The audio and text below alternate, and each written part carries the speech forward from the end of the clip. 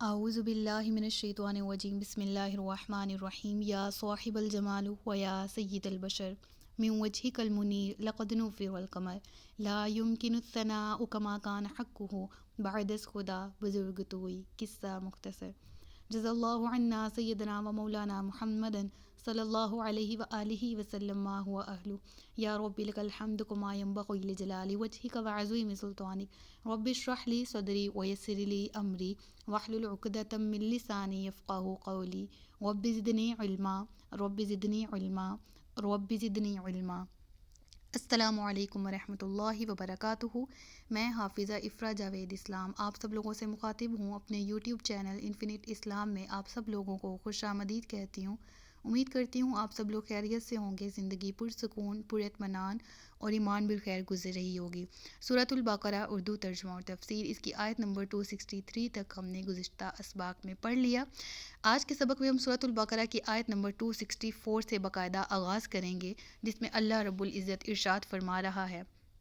اے ایمان والو، احسان جتا کر اور تکلیف پہنچا کر اپنے صدقے برباد نہ کر دو اس شخص کی طرح جو اپنا مال لوگوں کے دکھاوے کے لیے خرچ کرتا ہے اور اللہ اور قیامت پر ایمان نہیں لاتا، تو اس کی مثال ایسی ہے جیسے ایک چکنا پتھر ہو جس پر مٹی ہے، تو اس پر زوردار بارش پڑی جس نے اسے صاف پتھر کر چھوڑا۔ ایسے لوگ اپنے کمائے ہوئے اعمال سے کسی چیز پر قدرت نہ پائیں گے اور اللہ کافروں کو ہدایت نہیں دیتا۔ اس آیت کی تفسیر بیان کرنے سے پہلے اگر گزشتہ 2 آیات پر غور کریں، جس میں رب العالمین نے فرمایا کہ اللہ کی راہ میں صدقہ دو اور صدقہ دینے کے بعد احسان نہ جتاؤ، پھر فرمایا کہ جو صدقہ دینے کے بعد ستاتا ہے، جس کو صدقہ دیا ہوتا ہے اسے تکلیف پہنچاتا ہے، بہتر ہے کہ وہ صدقہ نہ دے، اور کیونکہ اس کا وہ دیا ہوا صدقہ اللہ کی بارگاہ میں ریجیکٹ ہو جاتا ہے، اس کا ثواب زائل ہو جاتا ہے۔ کیونکہ اس نے سنت کے مطابق عمل نہ کیا اور دکھاوے کی غرض سے، دکھاوے کی نیت سے وہ کام کیا، اور جس کو صدقہ دیا، جس کے ساتھ نیکی کی، اس کو بعد میں تکلیف دی، ایذا رسائی کی اس کی، تو اللہ تبارک و تعالی ایسے شخص کو پسند نہیں کرتا جو تکلیف پہنچائے۔ اس آیت میں اللہ تبارک و تعالیٰ ایک مثال کے ذریعے، ایسے دکھاوا کرنے والے شخص کی ایک مثال کے ذریعے بات واضح فرما رہا ہے کہ ایسا شخص جو دکھاوے کی غرض سے کوئی نیکی کرتا ہے، کوئی بھی عمل کرتا ہے، اس کے پیچھے دکھاوا ہے، تو اس کی مثال ایسی ہے، گویا کہ آپ کو آسان الفاظ میں سمجھاتی ہوں کہ ایک شخص ہے جس نے ایک پتھر لیا اور وہ ایک ایسی چٹان ہے جو کہ بالکل زرخیز نہیں ہے، بنجر ہے، اور اس پتھر کے اوپر اس نے جب بیج بو دیا، اس پتھر کے اوپر بیج بو دیا، اور پھر جس پر اس پتھر کے اوپر جب وہ بیج موجود ہوا تو اس کے اوپر مٹی لگ گئی، مٹی آ گئی اور مٹی نے اس پتھر کو کور کر دیا، تو وہ نادان انسان جس نے یہ عمل کیا، بنجر پتھر کے اوپر کبھی بھی زرخیز زمین پہ سب کچھ اگتا ہے، اناج اگتا ہے، تو پتھر کے اوپر اگر بیج رکھ دیا اور اس کو مٹی سے کور کر دیا گیا تو وہ یہ سمجھا شاید میں نے کھیتی بو دی، شاید میں کامیاب ہو گیا، لیکن ایسا ہوا کہ ابھی وہ اسی خیال میں تھا کہ شاید میں کامیاب ہو گیا ہوں، میں نے پتھر کے اوپر بیج رکھ کے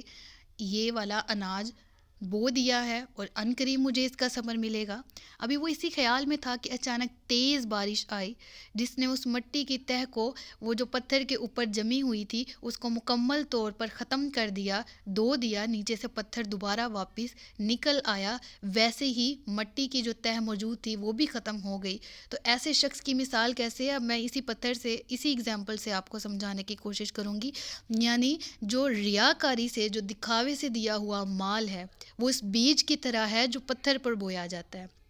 یعنی بیج تو بویا، اگر نیکی پر بویا ہوتا مطلب تھا زرخیز زمین پر بویا جو کہ کل کو تناور درخت بنے گا، لیکن جو ریاکاری سے نیکی کی، ریاکاری سے صدقہ دیا، اس کی مثال کیسی ہے، جیسی کہ ایک پتھر کے اوپر بیج کو بو دیا جائے اور اس کے ظاہری طور پر وہ بہت خوش ہو جائے، تھوڑی بہت گھاس وغیرہ بھی نکل آئے ارد گرد، اور وہ سمجھے کہ بہت مہان کام کر دیا میں نے اور اس سے کل کو ایک بہت بڑا درخت مل جائے گا، یعنی وہ یہ سمجھا کہ اس نے یہ جو کفر اور ریاکاری کی ہے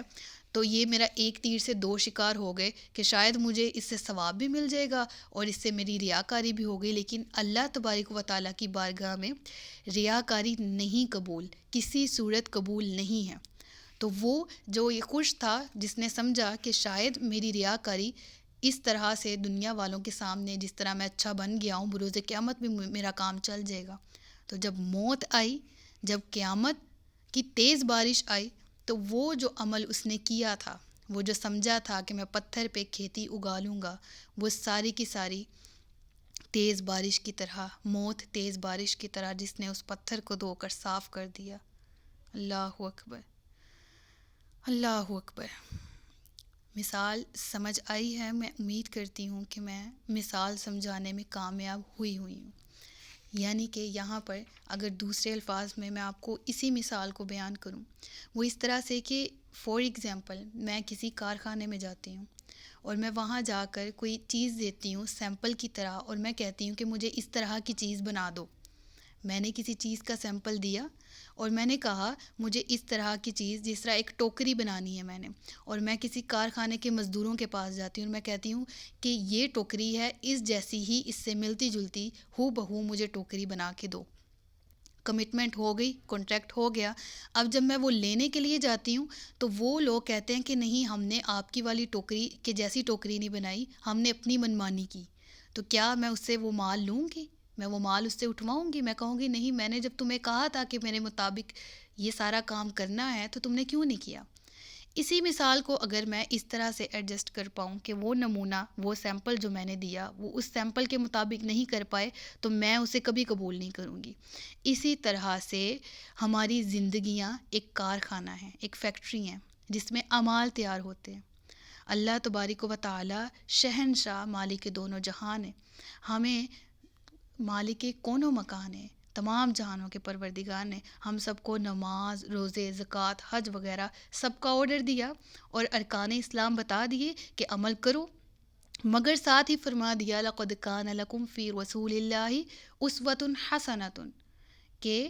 لَقَدْ كَانَ لَكُمْ فِي رَسُولِ اللَّهِ، رسول اللہ صلی اللہ علیہ وآلہ وسلم کی زندگی اسوۃ حسنہ ہے، بہترین نمونہ ہے، یعنی اپنے اعمال کو اس نمونے کے مطابق تیار کر لو۔ اب جس نے اپنے اعمال کو رسول اللہ صلی اللہ علیہ وآلہ وسلم کی سنت کے مطابق کیا، اپنے ہر عمل کو رسول اللہ صلی اللہ علیہ وآلہ وسلم کی احادیث، قرآن کریم کی روشنی اور رسول اللہ صلی اللہ علیہ وآلہ وسلم کی سنت کی روشنی میں عمل کیا، تو ایسا عمل اللہ کی بارگاہ میں قبول ہے اور اسی پر جنت ملے گی۔ جیسے کہ وہ فقیر، وہ مزدور جو کہ